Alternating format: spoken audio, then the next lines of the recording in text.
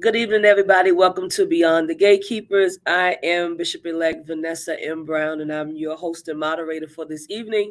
We are so very, very, very happy to have you here with us on tonight. And so we're going to ask that you do us a favor and let us know where you are from. Shout out what city and state that you are watching from so that we can know that you are with us on tonight. We're excited about this particular broadcast on tonight. And so I'm just very happy to have Facebook Live. I'm happy to have YouTube. I'm happy to have Twitter with us, and also LinkedIn through Kara Solutions, which is we're also on. And so we're just very excited on all the social media platforms that we can be found on tonight. And so I see people are coming in the room, and we are glad to have you. I see you. Kimmy Floyd Rice, Santa Fe, New Mexico is in the house. So very happy to have you here. I see you, Chicago, Illinois. Chuck Hunt, Monroe, Louisiana, every week. Thank you. Thank you, Pastor Dawn from Brooklyn. Glad to have you here. Chino, California is in the house. Deacon Ronnie Jordan is with us tonight. Ohio is here. Deacon Ryan Amir Harris is with us. Michelle Campbell from Springfield, Massachusetts. I love this. Louisiana is here. Carolyn Robertson. Do me a favor, everybody. Make sure that you share.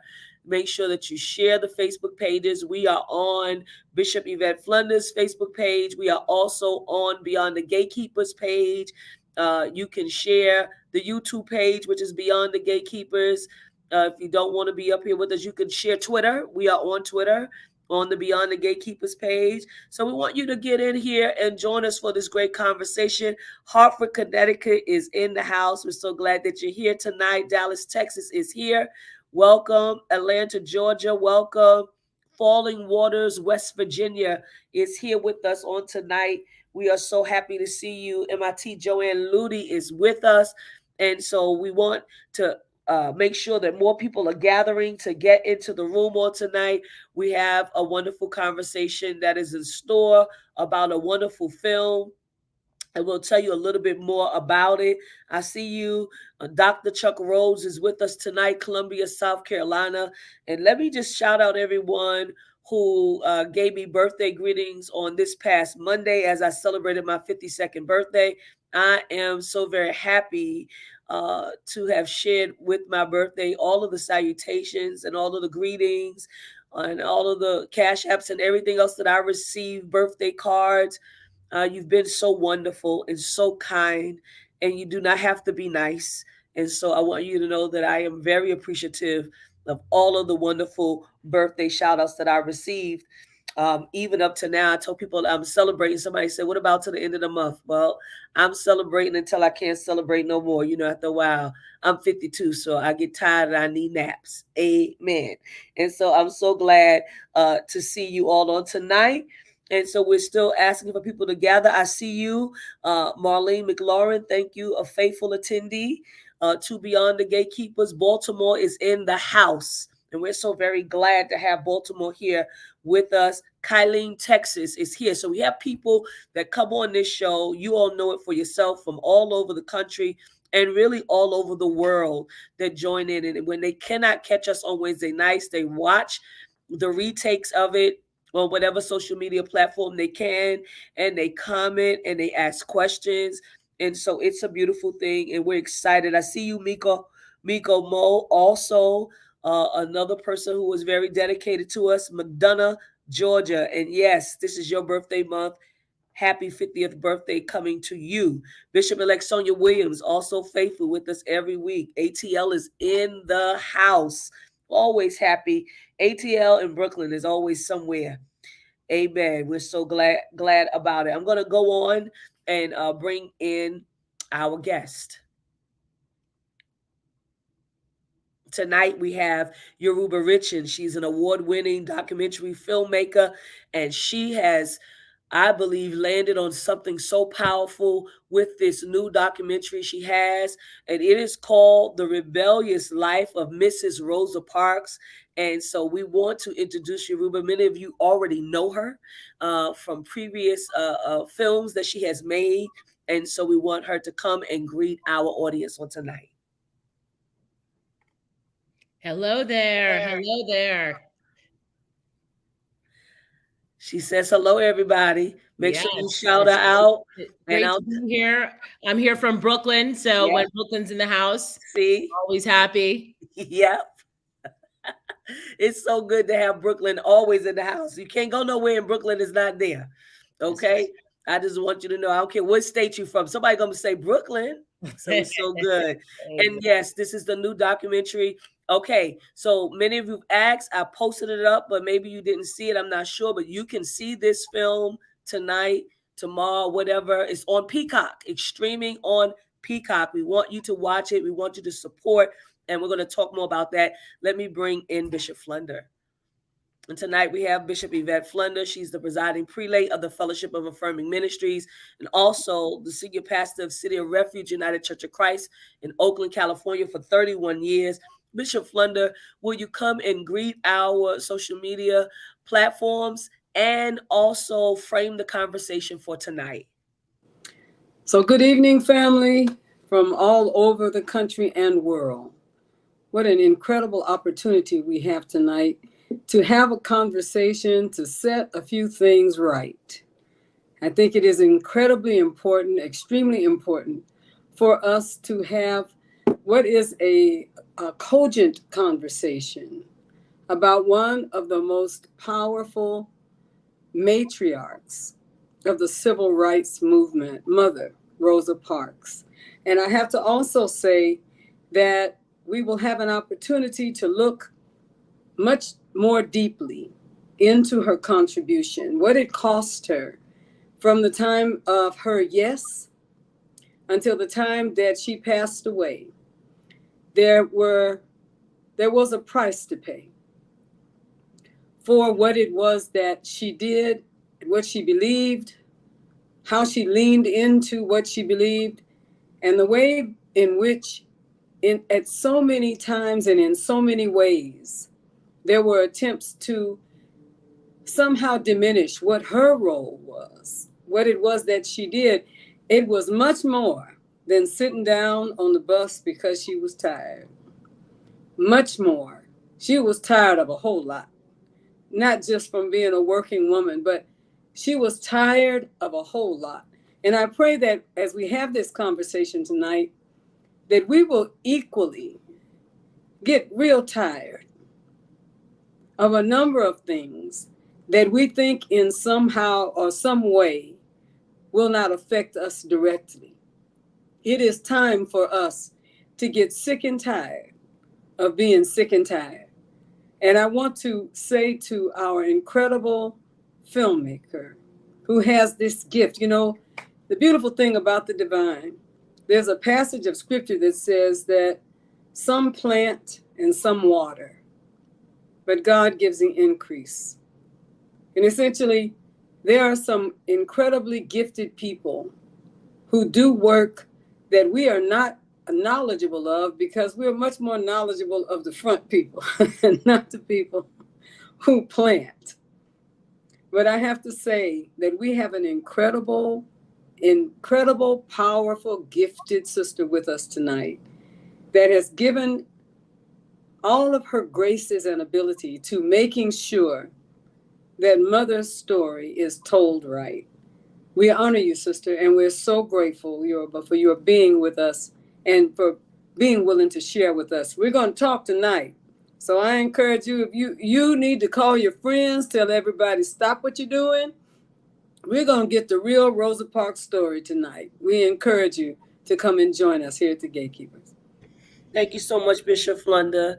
And let me just start by, first of all, saying to the audience again, if they ask you about this conversation, we are talking about the rebellious life of Mrs. I love that title, of Mrs. Rosa Parks. And we have the film director that is here. I know she's in partnership with someone. She'll tell you all about that. But Yoruba Richen is here. And so, Yoruba, do me a favor and tell me why you decided to tell this story. That's my first question. Well, I first have to say it's such an honor to be here and to be in conversation with both of you. As soon as I got the request, I immediately said yes. And I do have to say that I had the pleasure of interviewing Bishop Flunder for one of my earlier films called The New Black, which was aired on PBS's Independent Lens in 2014. So, and Reverend Pearson as well. I know he's not able to be with us tonight, but it's to be able to talk with you about Rosa Parks's life and legacy in the film is really a treat. So I'm very grateful, Bishop Brown and Bishop Flunder for having me on. And what was your question? Why did I start this film? Yeah.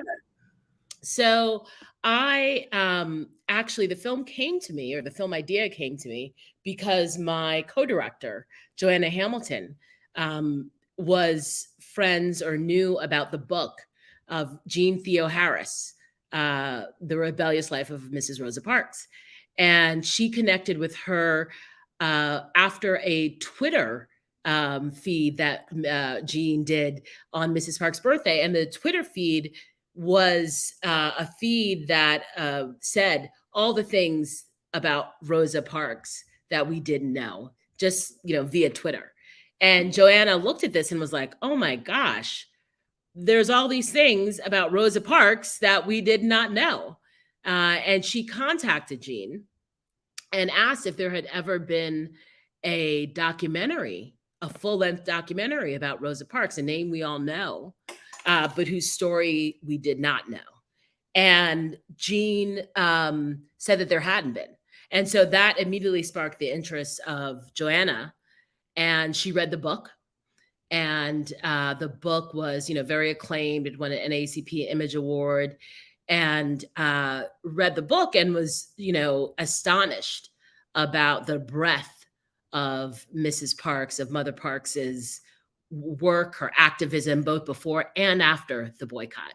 And she contacted me. We were colleagues, and she contacted me and asked if I would work with her on bringing this story to life. And I said, I read the book. The first thing I did was read the book. And I too was astonished about not only what I didn't know about her activism both before and after, but actually about the boycott. And so hopefully we can get into that as well. And I, signed on. This was a story of a Black woman who, had been sidelined in a lot of ways in terms of her role and in terms of, the breadth of her activism. And, that's what I do as a storyteller. I tell stories that haven't been told or that we think we know that can bring some new perspective to them. And so I, immediately signed on, and we were able to hook up with Soledad O'Brien's production company, and they were very enthusiastic and excited to help us tell the story and bring it to life. And that's how that started. That's so awesome and so great, and a great team of women, I might add. Yes, who came together to tell another woman's story. Absolutely, and not just, and also our producer, Crystal Hampton, our associate producer, Okayla Bazile Charles, all women, are producers at SOB. So yeah, absolutely. Very, very powerful. And so let me just start, because you started talking about her gender already. And I know that Bishop Flunder also made some comments in her opening statement. So did Rosa Parks' gender impose barriers upon her? And can her life, based upon what you have presented, what your team has presented, tell us something more broadly about the role of women in the civil rights movement? Yeah, absolutely. Yes to both of those things. I mean, you can only imagine, she was born, in the early 1900s. The role of women, and Black women specifically, then, what the barriers that she faced as a Black woman, as a working class woman. And then in the movement, how she was sidelined as a woman after she took her courageous stand, the work she did before the boycott, and then, taking the stand, the courageous stand that she did on the bus. She was sidelined by the patriarchy of the movement, Dr. King's Southern Christian Leadership Council. She was faced an incredible backlash after the boycott, which was successful. I mean, it was it's considered the most successful boycott in the possibly in the world. But yet economically, she was in dire straits for a long time, and sidelined in terms of, what though she was, put on a pedestal of the mother of the movement, but yet she, couldn't speak at the March on Washington. It wasn't allowed to speak on the March on Washington. She wasn't given a job.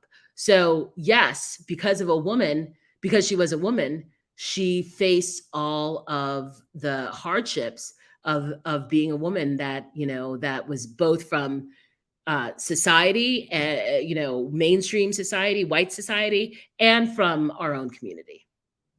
Bishop Flunder, we can tell these same stories now about what's going on in America and our society and religion, how Black women are sidelined in politics, how Black women are silent. Yes, we have a woman vice president, but you don't hear much from her, and she's still sidelined, in my opinion. But go ahead, Bishop, say a little bit more about that.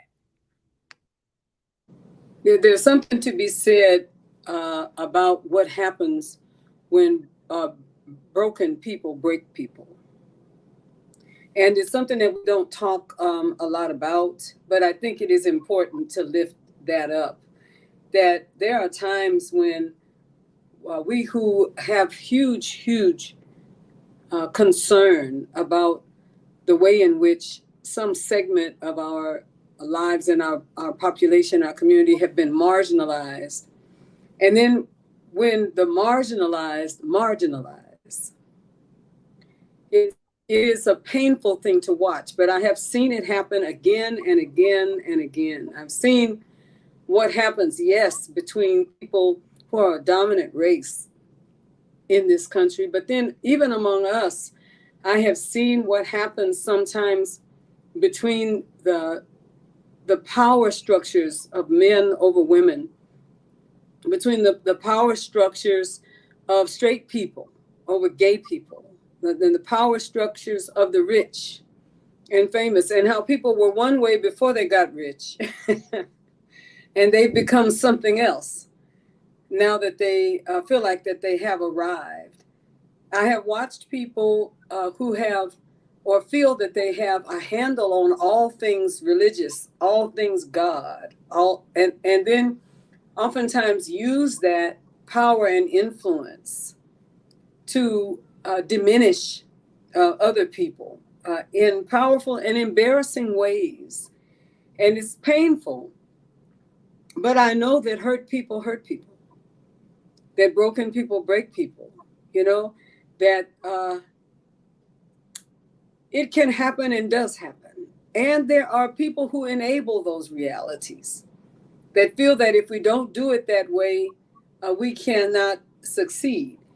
I think it's also important to lift up the fact that there are times that the people who are doing the most work, I think about Bayard Rustin in the realities of Dr. King, the people who do the grunt work, that open the doors and make the plans and organize, have to be diminished so that someone else can shine. I think it's extremely important that we look to this as how we can mimic our oppressors if we are not mindful and careful. The whole concept of power over dynamics, of manifest destiny. If I bring a gun to a knife fight, I'm probably going to win. But what have I won when I win, essentially?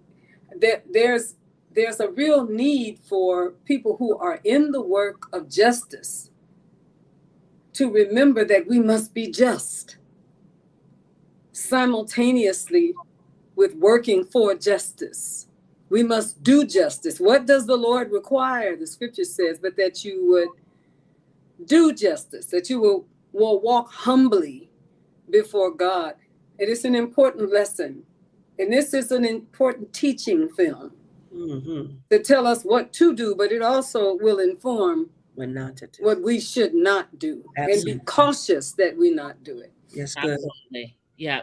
And I would just add too, speaking in the African American community, oftentimes we don't want to talk about that, right? We don't want to expose that. Part of I go back to the New Black, where I looked at, how the fight for marriage equality was playing out in Maryland, where both sides were vying for the Black vote. And the leader of the anti-marriage equality movement was a Black minister. So exactly what you were saying. And, I don't know. I've thought about this, I think we see it happening, playing out today, literally right now. Is it a human condition that's, hurt people, oppress people? We see it not just in our community and other communities. So yeah. And we can't ignore, and we have to talk about the patriarchy and the sexism that was that and is embedded in our own community. Yes. And with our leaders, Dr. King, who she, loved and worked with, and, all of that does not take away from that. But his organization, they didn't give her a job. And it was so funny that you said it, because I remember in part of the film, like, she was really struggling, like her and her husband, they were struggling, like they moved. And he took a work in a factory, I think, or something like that. You know what I mean? Just to make ends meet. Yeah, they got fired from their job. Yeah. when they started. And, you bring up class too. And that's also important to talk about because people think of Mrs. Parks as a middle-class woman, but she wasn't. She was working class. And Parks was working class. And there was also a class element because remember the folks at SCLC, the Southern Christian Leadership Council, they were the elite. Yes. And so we had class issues within our own community. Montgomery, we talk about this in the film. Montgomery was a class-based society where the elite Black people did not, were reluctant to put themselves on the line. Yeah. So we're also dealing with that. And she was also dealing with that. So that moves me. Go ahead, Bishop. I see you. And the ways in which we empower ourselves at each other's expense, that we at times will allow ourselves to be played like that against one another. I'm looking at this thing that is happening with Herschel Walker in Atlanta right now, and this is at one point he was just another Black man who and became famous because of his ability to fight and win, and essentially on a team field, right, and able to do in football what he would not have been able to do, perhaps in other ways, but the way in which we sell ourselves sometimes in situations like this. And if the stories are true, and which, by the way, I believe these women, I absolutely, but there's another one that came up today. And I believe these women, I do. And I believe his son, although his son identifies as a conservative. But the way in which he is a fiddle being played. We've always had that, right? That's always absolutely. From slavery times. Like that's nothing new. And I will say it like we said when we're by ourselves, but I will be kind while we're on this. So I'll say a house Negro, right? And I'll say it that way, and say that we have always had this reality among us. That's right. What will it take for us to stop putting ourselves in these roles against ourselves? Essentially, here was this woman. She had a voice. She did not sit down on the bus simply because she was tired. It was a strategy. That's right. She made a plan. She did several things before that happened. Yep. She was the second in a row that we know of that made an effort to use the sit on the bus as a way to start the boycott. So it was completely strategically correct what she did. And for her not to get the kudos that should come with that is an indictment of a sort on us that the people who come against people of color and gay people and women and so forth, they don't have to pull the books from the shelves if we pull the truth from our memory. Right. That's good. Then it's just like the books have been pulled from the shelves. Essentially, if we are allowed to forget what really happened and diminish what really happened, then we forget our own story. And the next thing that happens is someone comes along and tells a story that's inconsistent, essentially, with our truth. So the fact of the matter is, or the truth is really, that Rosa Parks was an activist long before December 1st, 1955, right? So I guess my question would be, how and why did she engage in the Black struggle for freedom? Okay, so I have a lot of things to respond to. Go First ahead. of all, she was not just the second person who made a stand on the bus. What I learned in making this film is that we had been, that the bus, the public transportation system, had been a site of struggle, at least since the early 1900s, all over the country. That is where, as you can imagine, I mean, I'm from New York, right? I've taken public transportation all my life, right? Public transportation was where the battle for citizenship was happening. So there are reports, newspaper articles of Black people fighting to, have seats on the bus, of fighting to not be thrown off the bus, of being shot on the bus. All bus drivers were armed in Montgomery. So this was a battle, a long battle. And the activists in Montgomery had also been Claudette. I think you're referring to Claudette Colvin, who had taken a stand on the bus, 15-year-old Black girl, a few months before Claudette, before Rosa. And there were people before that. And this has been a long struggle. And that, that's what I learned in making this film. So we have to understand the sort of site of, it wasn't just, a bus. This was the site of a fight for citizenship. Your question, what was your It's okay. She was an activist long before December 1st, 1955. Yes. So what made her do that? How did she come to that? Well, I just think about the fact that, her earliest memories, and we talk about this and we show this in the film, was sitting with her grandfather on his porch in the early 1900s in Alabama, with her grandfather with a gun, warding off the KKK, who were, possibly about to terrorize and kill them. And her grandfather defending his house. I can't even imagine that, how that instills in you as a young girl, what your life is, what you're going to do, what your work is. And I think that is, and she says that she thinks about that. She thought about that as she refused to get, to move. She thought about Emmett Till, which had just happened. The killers of Emmett Till had gotten off a few weeks before. But her work, with Recy Taylor and NAACP and fighting to expose sexual violence against Black women, she meets Parks, her husband.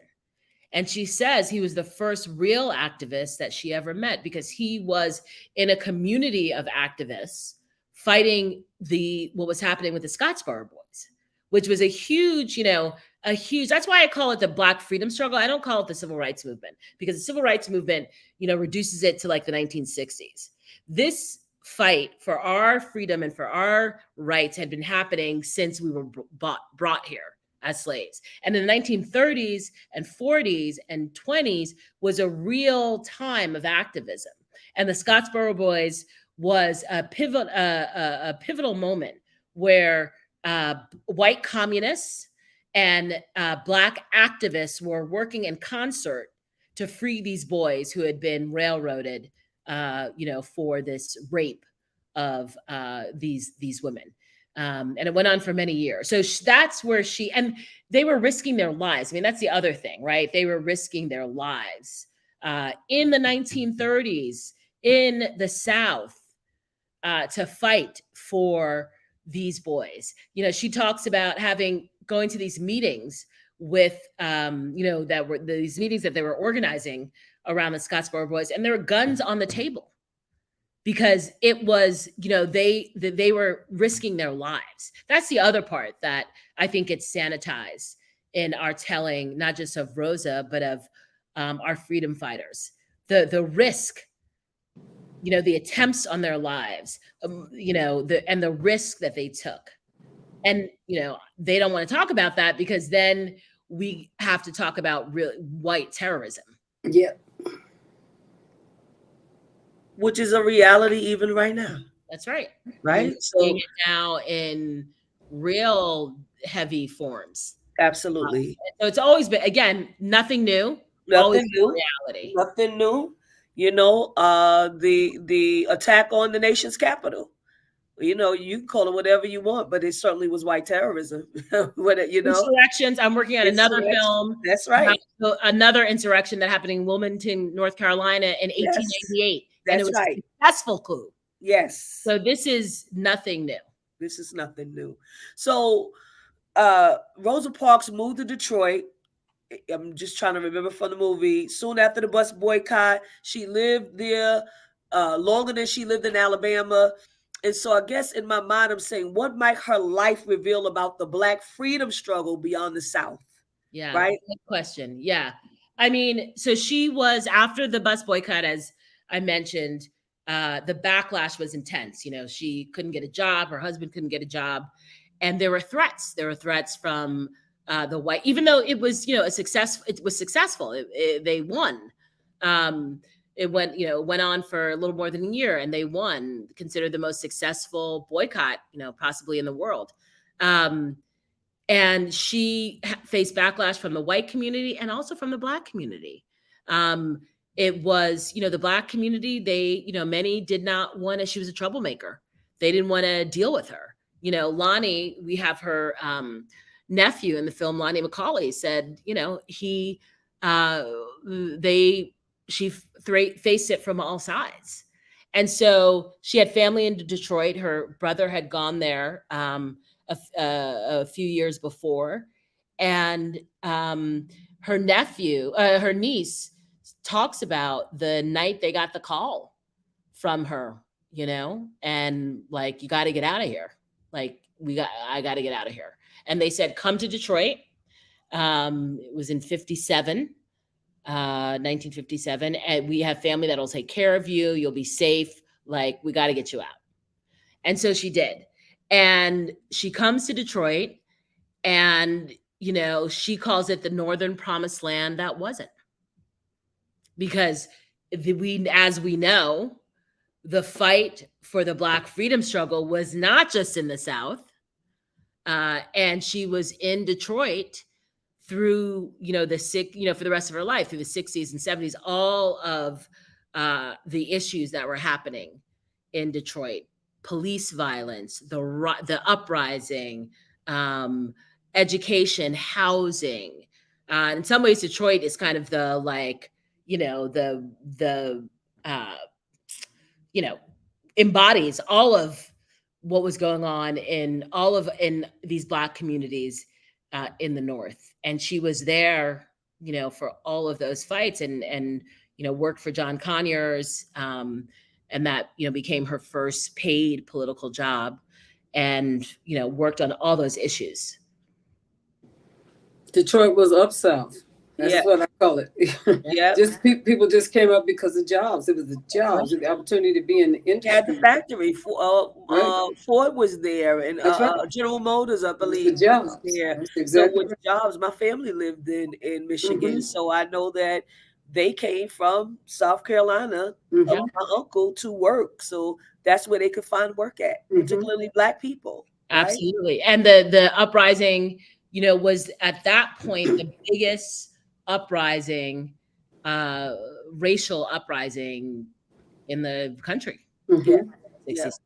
I'm amazed at the ways in which she, and I appreciate you so much for finding the clips that allowed her to use her own words. Yes, her voice. Yes. That was so powerful.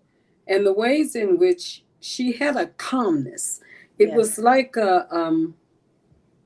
when you just know that you know that you know that you are called to a certain thing, and that people cannot frighten you with intimidation and fear, even death. She made it very clear that I will die for this. Yeah. And once you are not afraid of death, there's not a lot that people can do to stop you from doing what it is. And I noticed that she was not afraid to die. And so she was not afraid to fight back.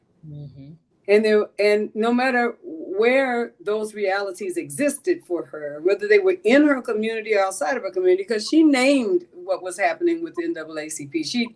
She just named what elitist Blacks were doing and the issues that were happening with white folks, knowing that she was making a whole pack of people mad. And she did it anyway, without a whole lot of yelling and screaming about it. She just said what she had to say and did what she had to do.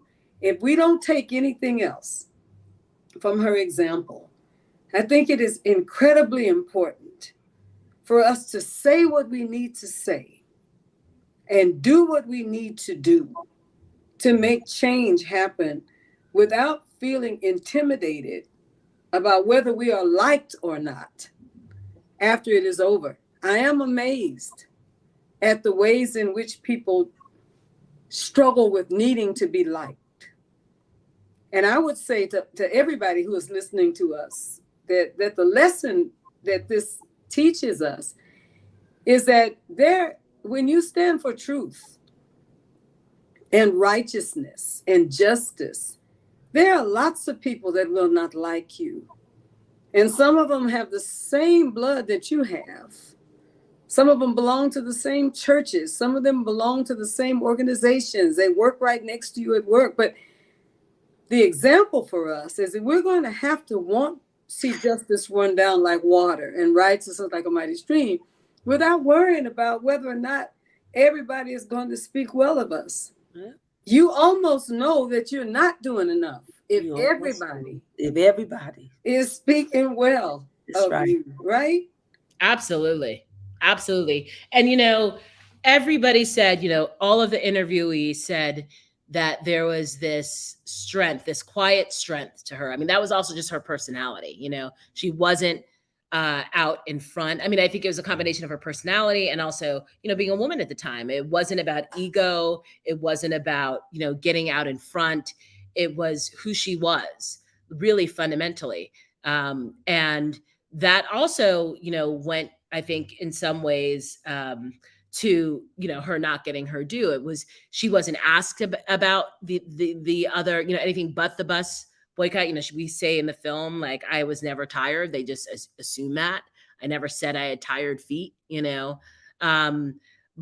that inner strength, that inner fear, that inner fierceness, it was like an inner fierceness, and a lot of that had to do, we weren't able to touch as much on it as we wanted to, just because of time. You have to make choices, but she was very,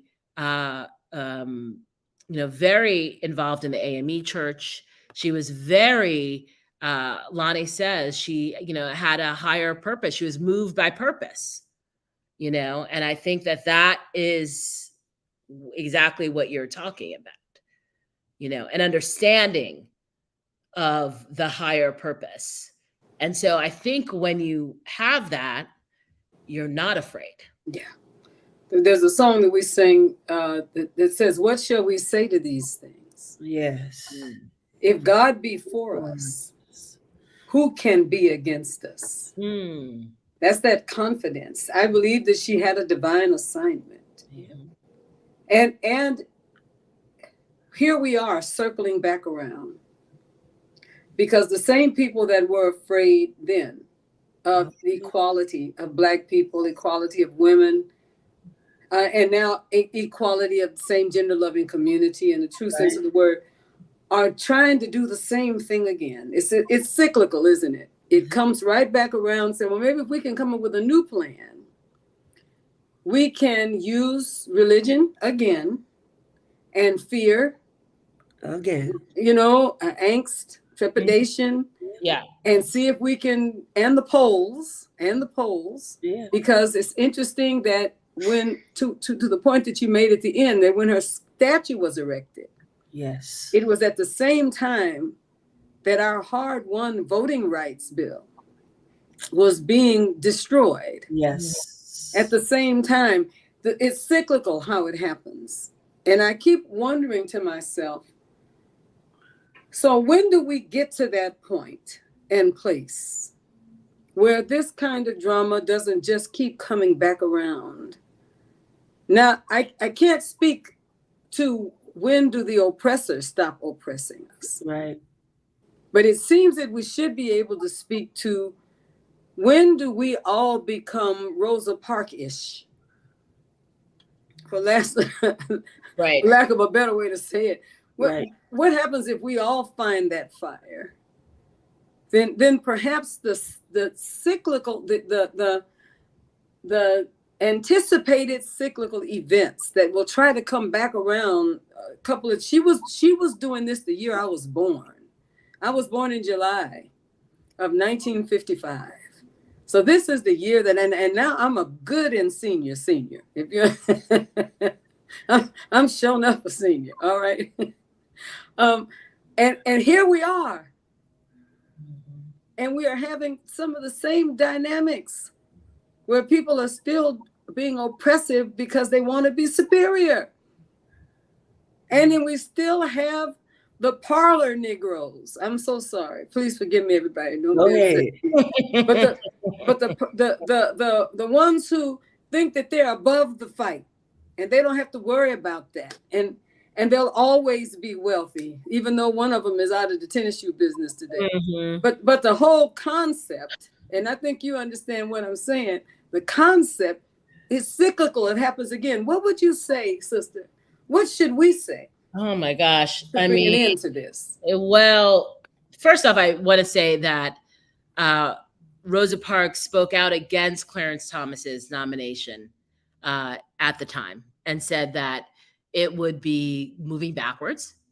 And she name checked Roe v. Wade as part of that. So she, knew, had a clarity, knew what was to come. And we're seeing, obviously, we're seeing that happen right now in real time. There's stuff that I think about a lot. I'm sure we all think about a lot, the cyclical nature of this. I think we have to recognize and understand this is what this country was built on. And that's a reason why we're also seeing, as we started out, this assault on truth and on history, because only if we understand that this is what this country was built on and the cyclical nature, this is, even Obama said it. He said, we've seen this movie before, like very simple, and that is why, it's a playbook of fear. You mentioned fear. It's a playbook that can be very effective and work. So, it's used because it can be effective. And I also want to say, Reverend Barbara, who we also talked about, Jean Theoharis, the writer of the book, her sister Liz Theoharis works with Reverend Barbara. Reverend Barbara talks about the third Reconstruction, right? That's what we're in. So really looking at that cyclical nature of like when we make advances, then we see the backlash. And I feel like that's what we're in. I don't know. I don't know how we're going to move past this. At this point in my life, it's hard not to become a bit hopeless feeling. But I think that when we see Rosa's story and see how she was hopeless. She was feeling hopeless in the mid 50s about what was happening, and it wasn't moving fast enough, and that the Negroes were complacent, and that they were too invested in the system, and they wouldn't take a chance. She was feeling hopeless then, and then they had this amazing win. And then she went right back to fighting and through the end of her life. And so I think it's knowing, taking inspiration from her, that this is a long struggle. And we probably will not see an end to it in our lifetimes. I want to, first of all, say to the audience, to our virtual audience, that we are talking about The Rebellious Life of Mrs. Rosa Parks. It is a documentary that can be found streamed on Peacock. Please make sure that you download the stream and that you watch it. It is a powerful documentary. And Rosa Parks, from what I could see, was complex. She was courageous. She was radical. She was prophetic. And in those four things, she once called Malcolm X her hero, right? What was her political philosophy? Yeah. That's one of the things that was most exciting to me as a filmmaker, is being able to explore that, because what I discovered is that she had a diverse idea, diverse strategies in terms of fighting for Black freedom. So she was, worked with Dr. King. She was fighting for integration on the bus. But she says, as we say in the beginning of the film, she, was not an integrationist. That wasn't the sole purpose. That wasn't the end and the be all, right? It was working in that realm. It was voting. It was self-defense. Always self-defense. How could it not be self-defense when her earliest memories are sitting with her grandfather on the porch defending his house and his family?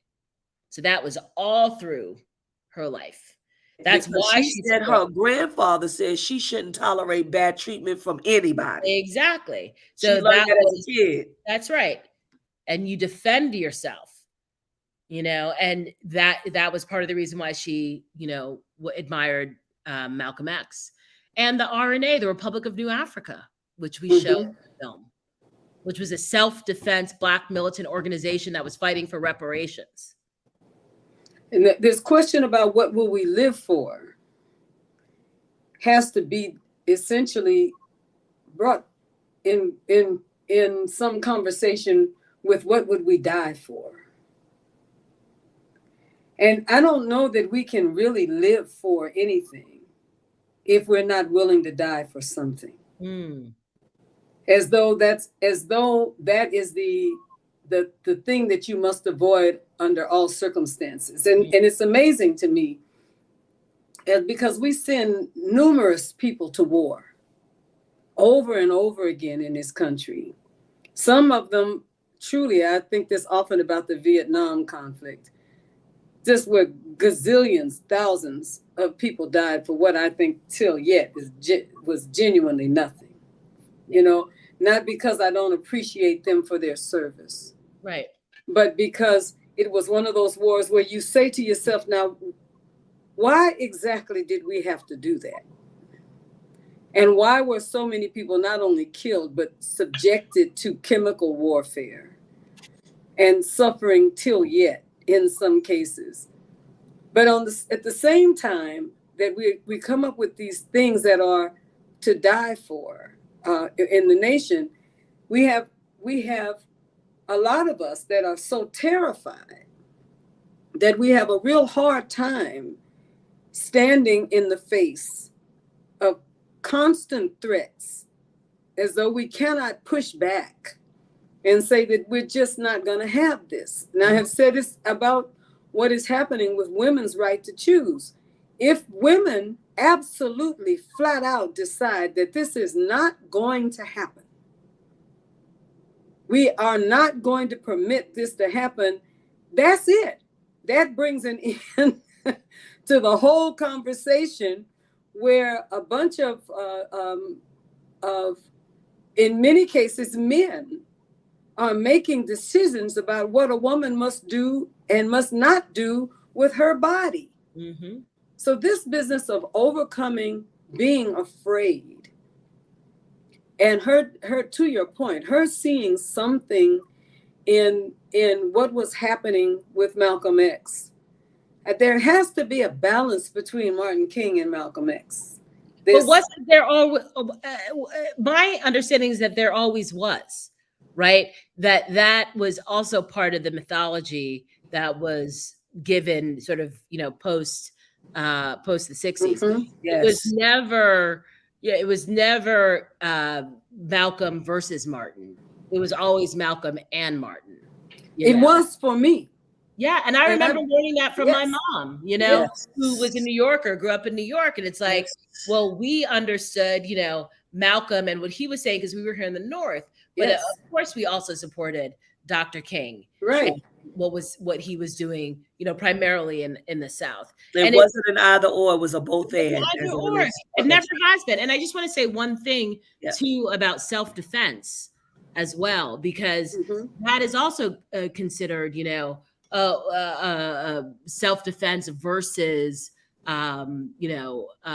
Martin's strategy. Mhm. And those worked in concert. And in fact, self-defense was not anything new to our community. Right. It's not anything new. How Certainly could it? not in our families. No, we couldn't have survived. That's right. No, it doesn't even make logical sense, right? Yeah. We had to defend ourselves in order to survive.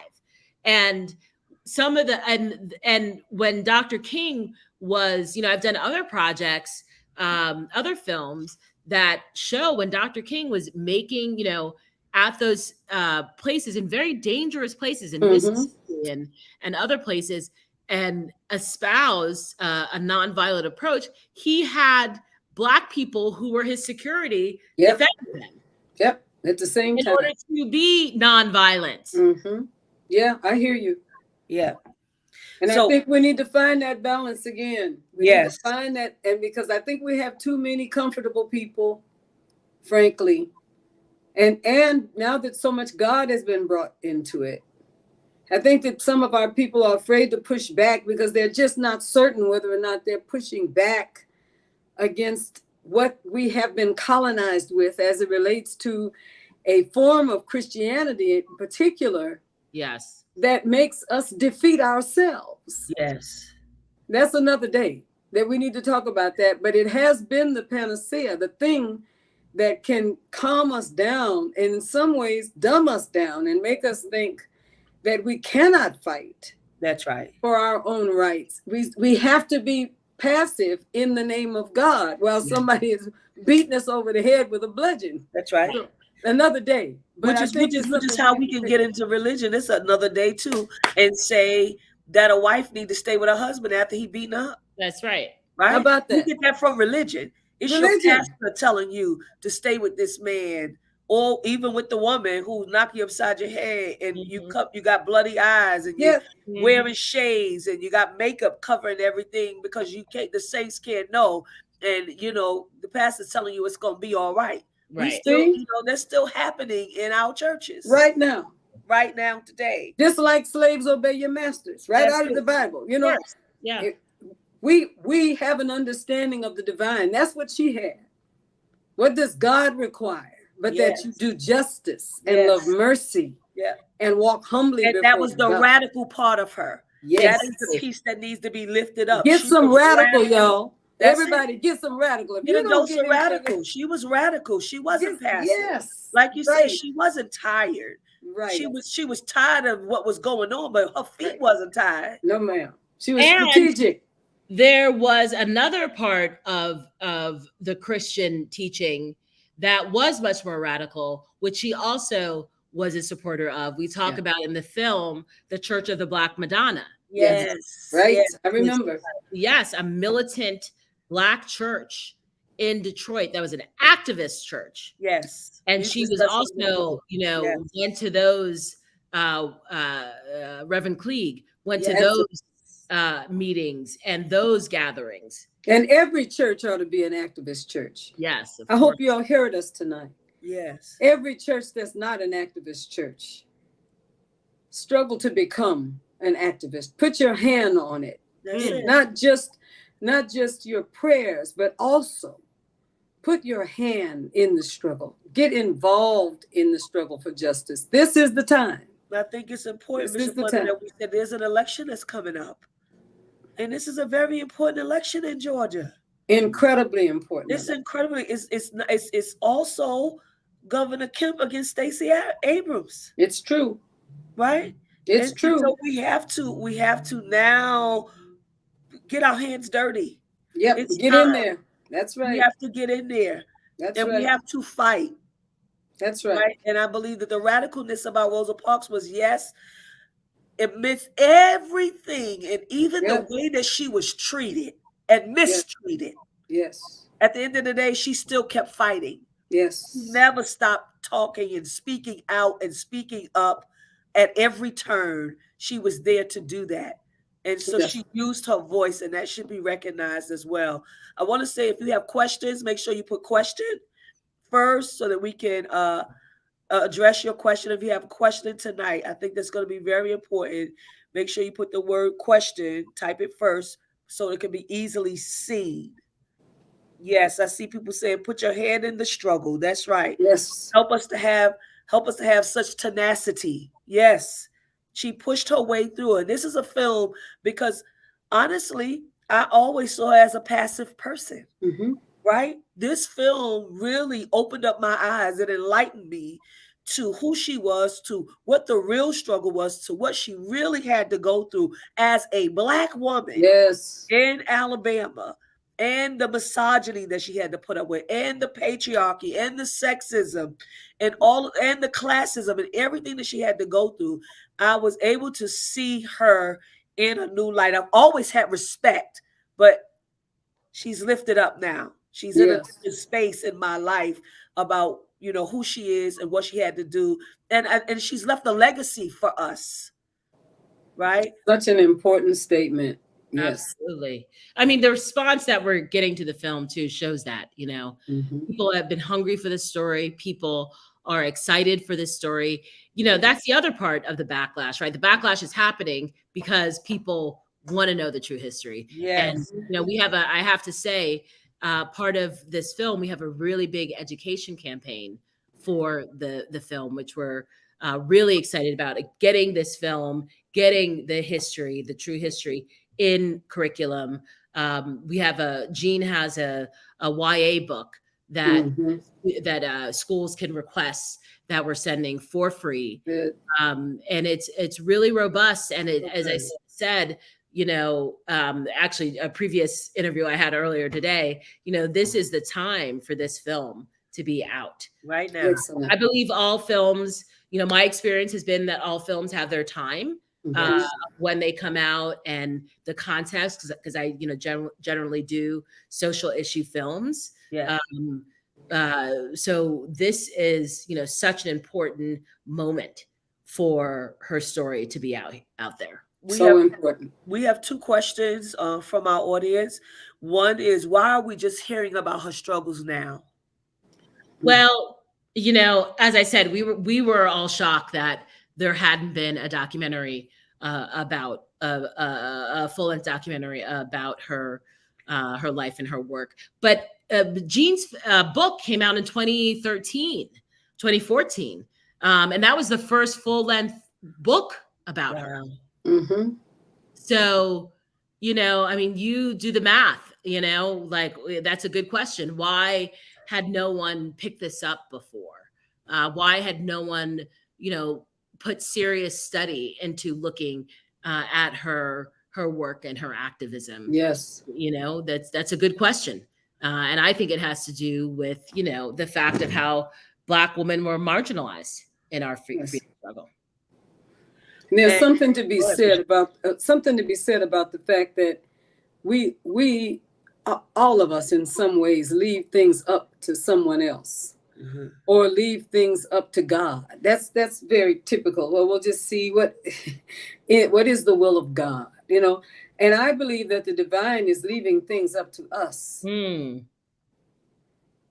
That part of us that comes from the divine, I believe with all my heart, is leaving things up to us. And thank you all for taking the initiative to do something with her truth that will empower us to do some of the things that we also need to do. You did this. And now when we take part in it and we watch it and we embrace it and we ingest it, essentially, it should move us to understand that we're not waiting for God. God is waiting for us. For us. What about our part now? She did her part. She's gone on to heaven. What about our part? This is a call for us to wake up our part and do what it is that we are supposed to do. I want to say thank God for historians and filmmakers. Yes, indeed. Right? Because they are the ones that's giving us the history. When people want to erase our history, they don't want our children to learn about what has happened through shadow slavery and all of the other things that they're taking out of schools and taking out of books, getting rid of books. That's why we've been talking about freedom schools. Yeah.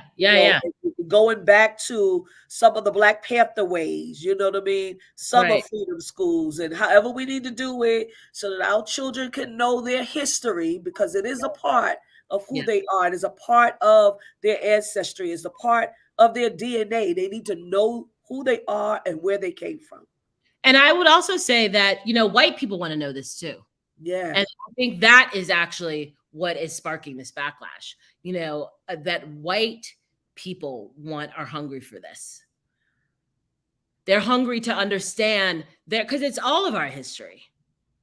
It's all of our history. It's this country's history. Yes. And young people, white people, they are hungry for this. And that is what's scary.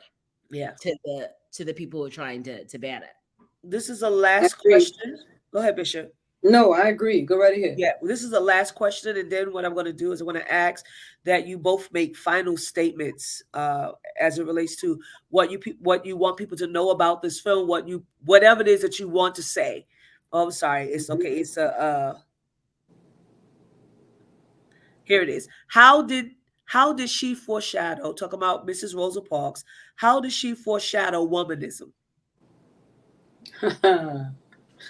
I think it is when we look back at someone like Rosa Parks and others too, other women, Fannie Lou Hamer, Ella Baker,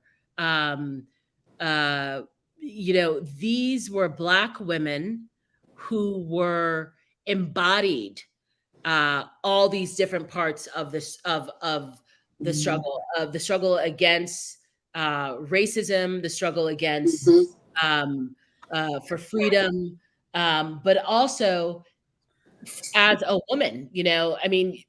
Again, we talked about Rosa Parks working as an investigator of sexual assault, sexual violence against Black women in the South in the 1940s. That is that intersectionality before there was a term for intersectionality. And to me, that is womanism, right? That is what we, as Black women put forth as you cannot ignore race and patriarchy. And she never did. Yeah. It was just embodied in her. Now, I said I was going to ask, there is one more question. Bishop, you want to add to that? Just that I think it is important for us as women to move beyond this idea that our role principally is to make sure that the men in our community look good at our expense. We do that in church. We were taught to do it in church. Yeah, absolutely. I don't think that it is fair to men. Not only is it unfair to women, but I'm a person who is in contact with some great men who are doing incredible work. Incredible work. And I definitely support them in all kinds of ways. Yes, you do. But I don't think that it is a good thing to enable someone to be their worst self instead of their best and highest self.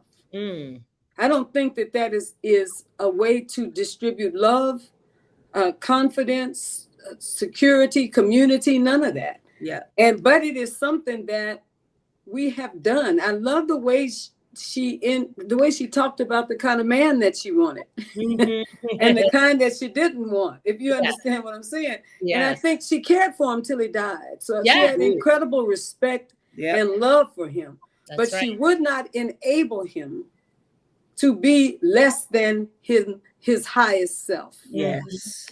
And I think that there's a message there that will help heal. I think it's the Dolores Williams kind of, thing for me. I think that womanist ecclesiology calls for us to heal the whole family and be healed at the same time, not to enable. That's right. Dysfunction. Yeah. And as my grandmother used to say, and put on a floor show. Yeah. But to be authentically healers in our community. Indeed. Yes. Here is one. Says, I often hear white people dismiss Rosa Parks as a communist. It makes me angry. What is a good response? Oh, wow.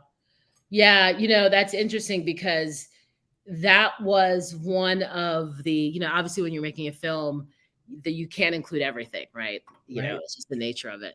And the fact is that,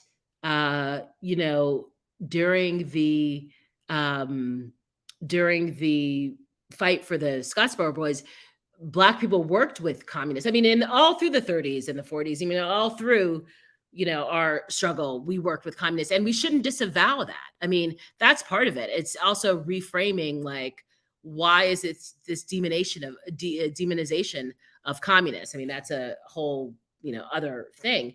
But one of the things that communists, at the time were in solidarity in a lot of ways with the Black freedom struggle. That's why we worked with them. So of course she was not, she was not a card-carrying communist. So there's no evidence of that. But there were, some of our great leaders. Paul Robeson,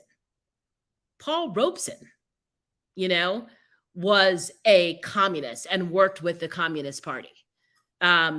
One of our, great freedom fighters. We were in solidarity with communists, for a time in this country. And, there was a time also when the Communist Party was a viable, and the Socialist Party was a viable party in this country. So you don't know the response should be, you don't know your history. Why don't you learn about what communists did in solidarity with the Black community, and then understand why, so many of us worked with them at the time for our struggle. There's something to be said about what our nation has done with certain words. And I know that I'll get in a lot of trouble probably with somebody saying this, but the truth is, but the pure definition of communism and socialism is very akin to what Jesus taught. Mm-hmm. That the people should have all things in common. Right? But when we think of, when people start talking about communism, it's negative. All the time. We go to Khrushchev. You know what I'm saying? We go immediately to what was happening in other countries. We start thinking about bombs and wars, 100%, starvation and all kind of stuff. Without, if the truth says, where's this thing right here? Communism is a political and economic ideology that positions itself in opposition to liberal democracy and capitalism, advocating instead for a classless system where all things are owned communally. Mm-hmm. Now, I can think of like 2 or 3 scriptures that come to my mind almost immediately. And they had all things in common. Yes. Okay. And so I can get in trouble with a whole lot of people saying what I am saying suggests that should be the way that our government, but I can also say to you that we have a demonic democracy. That's right. Right now, because the 5% have more money than the other 95%. Right. Something is very wrong with that. And there's something good, perhaps, between one thought, where capitalism is concerned and communism and socialism are concerned. There's something in there that is holy, right, and righteous. But all of us have also been to some degree brainwashed to believe that anything that is different than our democracy, and look at our democracy. You tell me, how is it working for the poor, for the disadvantaged? How is our democracy working? Especially when the people who have the most money did not earn it. They got it from their fathers. Yeah. How is it possible then that we can take a look at these words and just demonize them and vilify them without understanding that what we have created is also not working to the good of everyone? Also not working. We are not a commodity. Slavery made us a commodity. And that was capitalism. And now, come on now. Let's just tell the truth, beloved. Let's just tell the truth and not grab a form of religion that makes us deny our own freedoms. Yes. This is not the teaching of Jesus. It's not the teaching of any of the great leaders and writers that spent their time trying to bring the realm of God to the earth. Something is very, very wrong. That's why it keeps happening cyclically over and over. But we got Rosa Parks. She's among the saints now. And we have seen someone who took the courage. So let's all take the courage. Yes. To do what needs to be done. Thank you, my precious sister, for doing this. Thank you, thank you, thank you. And may this film be seen everywhere and may it change the lives of people everywhere. God bless you. Thank you so much. Tell me one last thing, Yoruba Richen, that you want the people to know about this film. Well, I want people to know that, you know, it's kind of what we said, that it's the long haul. It's the long struggle. That was Rosa Parks' life. And this time of, you know, where we can feel hopeless and it feels dire, and it is in so many ways, that what choice do we have but to keep on keeping on, just like Rosa did. Thank you. Bishop Flunder? Amen.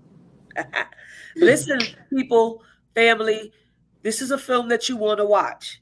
Now, you've already said that there's so many things that you didn't know. It's so much information in this film. This was not taught in our classrooms.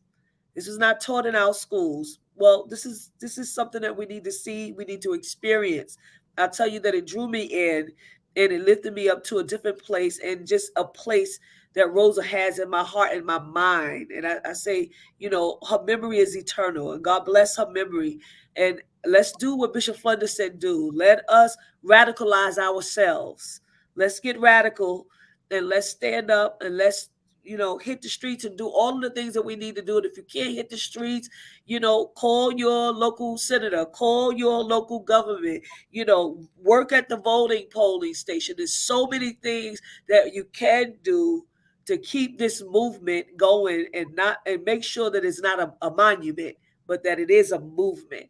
And so thank you so much, everyone, for joining us on tonight. We're going to go to our commercials. Thank you. Thank you. God bless each of you. And thank you so much. That was wonderful. Same thing with us, sister. This has been outstanding to all of our beloveds out there who listen consistently to Beyond the Gatekeepers. Thank you for your presence. We're going to ask you to support our broadcasts. We're going to ask you to grow our reach, because it is our reach. It's not just my reach. It's not just Bishop-Elect Vanessa's reach or Bishop Pearson's reach, but it is our reach to reach those who are prepared to get beyond the historical and sometimes present gatekeepers. Something powerful is moving in the realm of the will of God. Please support this broadcast by sending a donation. Send it via Cash App to $TFAM Annual, TFAMANNUAL, or to PayPal at www.paypal.me/TFAM Justice. We are expanding our reach, and it is because of your faithfulness, your consistency, and your donations. Let's do this work together and make a difference in the world. God bless.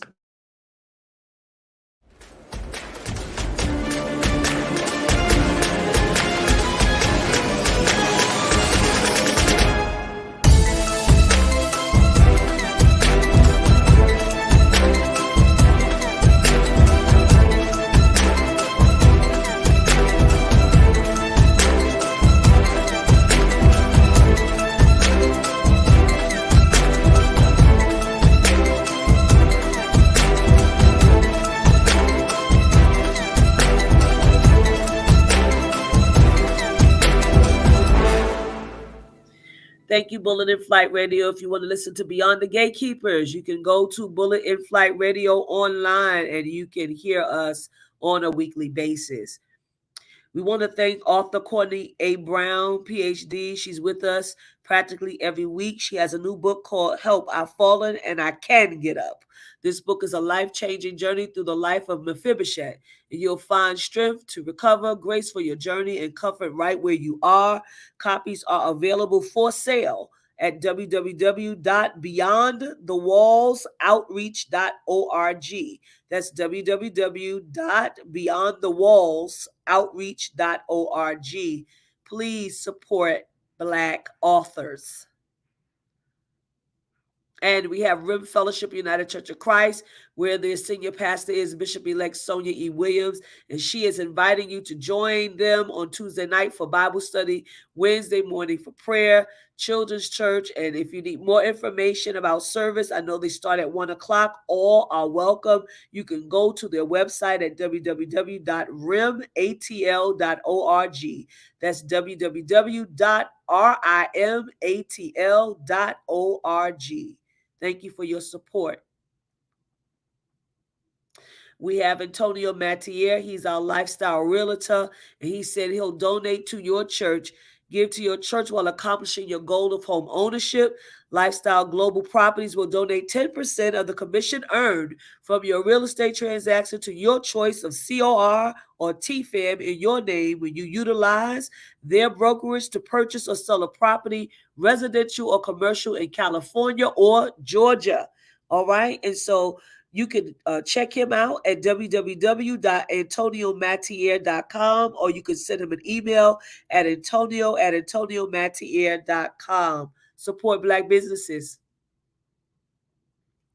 We have Nubi in Flunder. She's the LAC and founder of the Healing Place Apothecary, the daughter of our presiding bishop. She has a business. You can go to her website at www.thp, which stands for The Healing Place Apothecary.com. That's www.thpapothecary.com. You will find items for your skin, daily creams, Rocher Souffle, rose water, black soap, root oil, daily fruit. Please support Black businesses. We have Sky Michelle's Teas and Things. We are Kid is the Boss. Go to www.skymichelle.com. You'll find a collection of shirts, customized shirts. Follow her on Facebook and on Instagram at I Am Sky Michelle. There are breast cancer awareness shirts for this month. Make a purchase for a loved one. Thank you. Please support Black businesses. And we have Inspire, which is returning on November the 5th. 10 a.m. Eastern, 9 a.m. Central, 7 a.m. Pacific time. Their host is Susan A. Webley. She's the founder of Kara Solutions, and she's highlighting BIPOC entrepreneurs, influencers, and creatives on a mission to change their communities and the world. You can watch her live on Facebook, on LinkedIn, on YouTube, and on Twitter. You can also listen later on Spotify, Amazon Music, and Google Podcasts. Support Black businesses. And you can advertise with Beyond the Gatekeepers if you wish. Please email us at beyondthegatekeepersshow@gmail.com. That's beyondthegatekeepersshow@gmail.com. Again, thank you so much for joining us. We say God bless you. And by the grace of God, we'll see you next week.